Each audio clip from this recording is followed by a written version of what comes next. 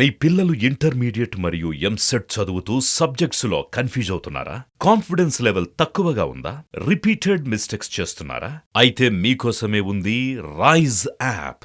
1 lakh question bank, performance analysis, online classes by experts, ఇంకా మరెన్నో features తో మీ ముందుకొచ్చింది Rise. Rise, the perfect guide. Description లో ఉన్న లింకును ఉపయోగించి సబ్స్క్రైబ్ అవ్వండి. నమస్తే, వెల్కమ్ టు అవర్ ఛానల్. నేను మీ సిరి. ఈ రోజు మనతో పాటు ఉన్నారు పొలిటికల్ అనలిస్ట్ ఇంకా సినీ విశ్లేషకులు శ్రవణ్ గారు. నమస్కారం సార్. నమస్తే అండి. శ్రవణ్ గారు, ఇప్పుడు ఏంటంటే రేవంత్ రెడ్డి గారిని మన నళిని గారు కలవడం జరిగింది. అంటే మాజీ డిఎస్పి, అంటే మనకున్న సమాచారం ప్రకారం అయితే కలిశారు. కాకపోతే తనకి ఎలాంటి పదవి అయితే ఇవ్వబోతున్నారు అనేది అయితే చర్చనీయాంశం అయింది.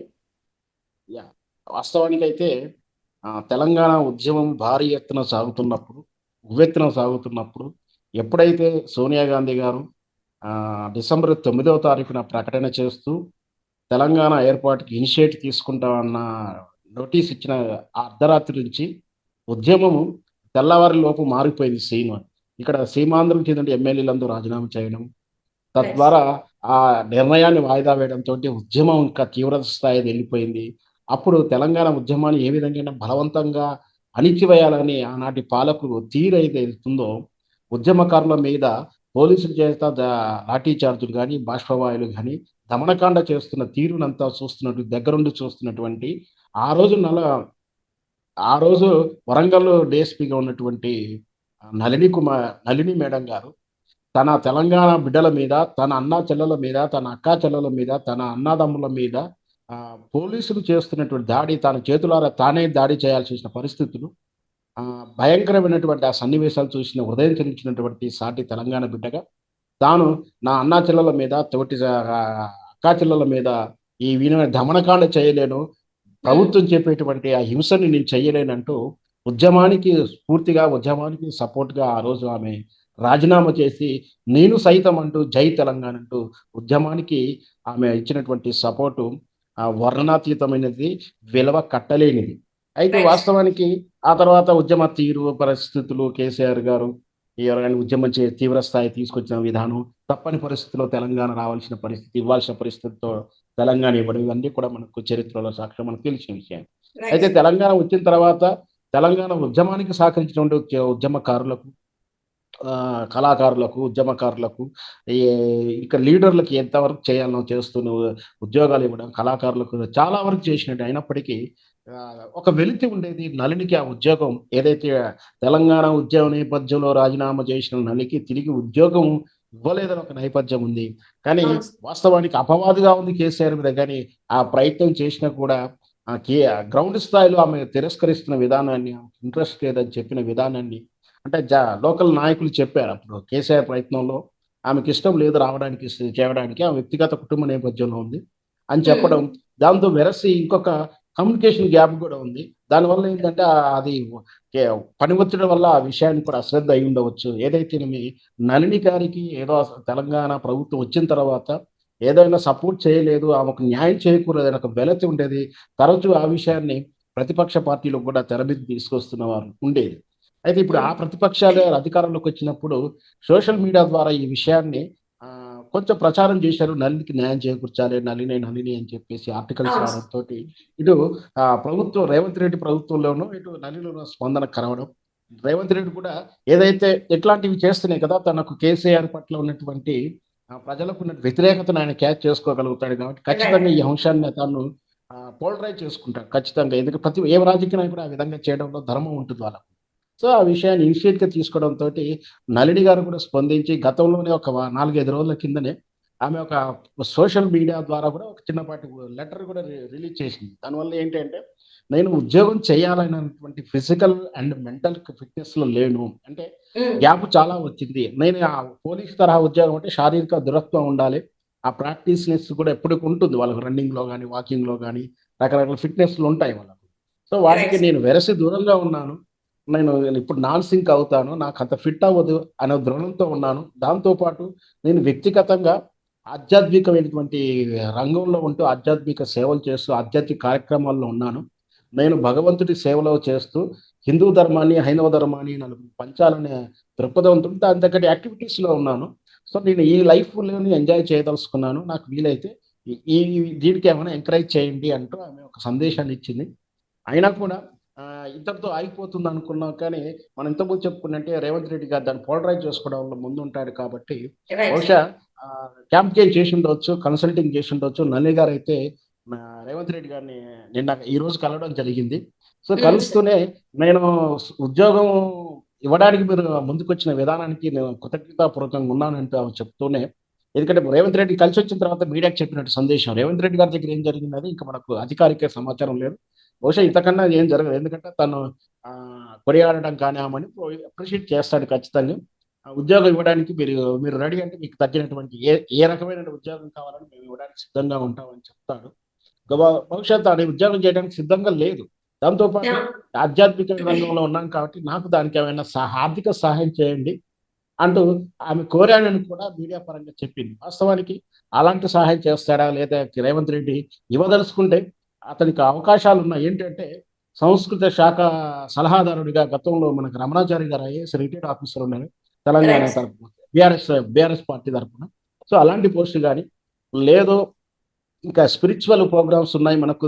ముఖ్యంగా అదే వరంగల్ దగ్గరగా ఉన్నటువంటి యాదగిరిగుట్ట కూడా ఉంది మనకు. యాదగిరిగుట్ట దేవస్థానం. మనకు చిన్నప్పటి చిన్న తిరుపతి అంటాం. ఆ విధంగానే ఆ బోర్డులో గాని ఇంకేదైతే పదవులు, ఉన్నత పదవులు ఇస్తానికి అవకాశాలు ఉండొచ్చని నా అంచనా.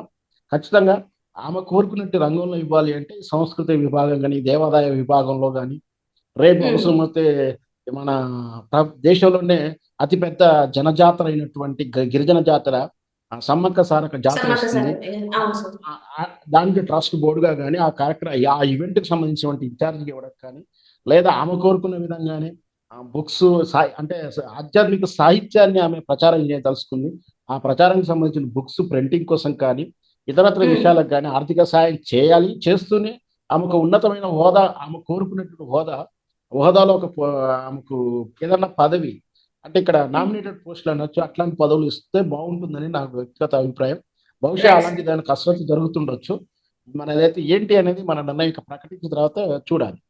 అంటే సార్ అప్పుడు ఉద్యమ టైంలో అక్కడ ఎవరైతే మన వాళ్ళ ఉద్యమకారులను కొట్టడం అలాంటివి ఇష్టం లేదు అన్న టైంలో తర్వాత మన తెలంగాణ వచ్చినాక ఎందుకు తను ఆ ఉద్యోగానికి ఇంట్రెస్ట్ చూపించలేకపోయిందంటారు సార్? అంటే కేవలం నేను ఆధ్యాత్మికంగా వెళ్తున్నానని అది చెప్పడం మళ్ళీ అంటే తెలంగాణ వచ్చినాక కూడా తను జాయిన్ అవ్వచ్చు కదా! ఎందుకు తీసుకోలేకపోయారు ఆ నిర్ణయాన్ని తను? వాస్తవానికి తెలంగాణ ఉద్యమం రాజీనామాకు, తెలంగాణ ఏర్పాటుకు సుమారు 5 సంవత్సరాల గ్యాప్ ఉంది. ఈ 5 హ్మ్. సంవత్సరాల్లో ఆమె ఈ బాడీ అంటే పోలీస్ స్టాండర్డ్స్‌కి సంబంధించినటువంటి విధానానికి దూరంగా ఉండడం, వైవాహిక జీవితం, తర్వాత రైట్. ఆధ్యాత్మిక విధానానికి డైవర్ట్ అవ్వడం. సో, ఆమె మైండ్ కండిషన్ కూడా జాబ్ చేయాలి. సహజంగా ఏంటంటే సింపుల్‌గా చెప్పొచ్చేంటంటే ఆమె సున్నిత స్వభావరాలు. హ్మ్. అంటే మనం ఏంటంటే ఎప్పుడైతే వ్యాసంగం పోలీసులో కరడు గట్టినంగా ఉంటారు. మామూలుగా అవును సార్. సున్నిత మనస్తత్వం ఉన్నా కూడా పోలీస్ విభాగంలో జాబ్ వచ్చిన తర్వాత ఆటోమేటిక్‌గా కరుకుతనం అనేది వాళ్ళలో పెరుగుతుంది. మాట్లాడే భాషలో కరుకుతనం వస్తుంది. వాళ్ళ యాటిట్యూడ్ అన్నీ కూడా మారిపోతాయి. మనం హ్మ్. గతంలో మనం తరచూ చూస్తున్నట్టు మన స్నేహితుల్లో కూడా ఎవరైనా అంతకుముందు ఉన్నటువంటి వాళ్ళ నైజానికి పోలీసు ఉద్యోగం వచ్చిన తర్వాత వాళ్ళ నైజానికి చాలా మార్పులుంటాయి. సో, హ్మ్. అయినా కూడా కొందరు ఆ విధంగా మారగలుగుతారు. ట్రాన్స్‌ఫర్ అవ్వగలుగుతారా?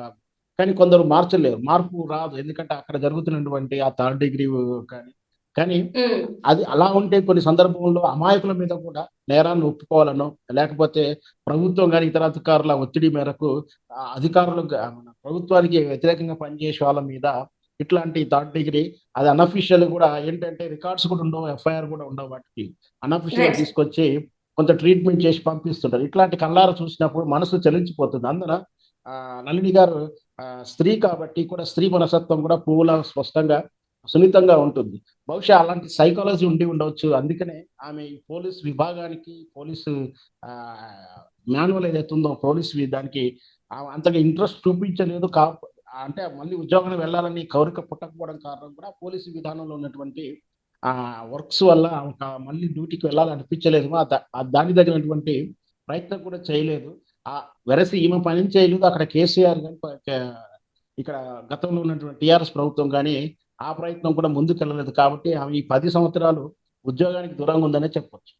రైట్. అంటే ఇలాంటి ఒక నిర్ణయం తీసుకోవడం వల్ల ఎవరైతే యువత అంటే ఇప్పుడు అమ్మాయిలు ఉన్నారు కదా సార్. మేడంని చాలా మంది ఇన్స్‌పిరేషన్‌గా తీసుకున్న వాళ్ళు అంటే కొంచెం నిరుత్సాహం అయితే పడ్డారు. ఎందుకంటే మేము చాలా అంటే ఈ ఇన్స్‌పిరేషన్ మనం నల్లి మేడం ఇన్స్‌పిరేషన్‌గా తీసుకున్నామని చెప్పిన వాళ్ళు చాలా మంది ఉన్నారు. సో వాళ్ళైతే కొంచెం మళ్ళీ కమ్‌బ్యాక్ అవ్వచ్చు కదా అని చెప్పేసి చాలా మంది కూడా మాట్లాడిన సందర్భాలు ఉన్నాయి. సో వాళ్ళ పరిస్థితి ఏమంటారు? అంటే మేము తనని చూసి మేము ఇన్‌స్పైర్ అయ్యామంటారు. వాళ్ళలో కొంచెం అయితే నిరుత్సాహం కనపడుతుంది. సో ఇదేమైనా వాళ్ళ మీద ఇంపాక్ట్ అయ్యే అవకాశం ఉందంటారా?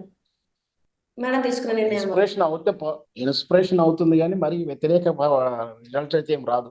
బహుశా ప్రేరణ ఎందుకంటే ఒక్కొక్కసారి ఆహ్, మన మన మన జోన్‌లో అంటే మన ఇంటి దగ్గరో, మన ఊర్లోనో, మన జిల్లాకు సంబంధించిన వ్యక్తులు ఉన్నత పదవులు గాని, ఉత్తీర్ణ ర్యాంక్స్ వచ్చినప్పుడు వాళ్ళని ఇన్స్పిరేషన్‌గా తీసుకొని మనకు కూడా రావాలని ప్రేరణ జరుగుతుంది.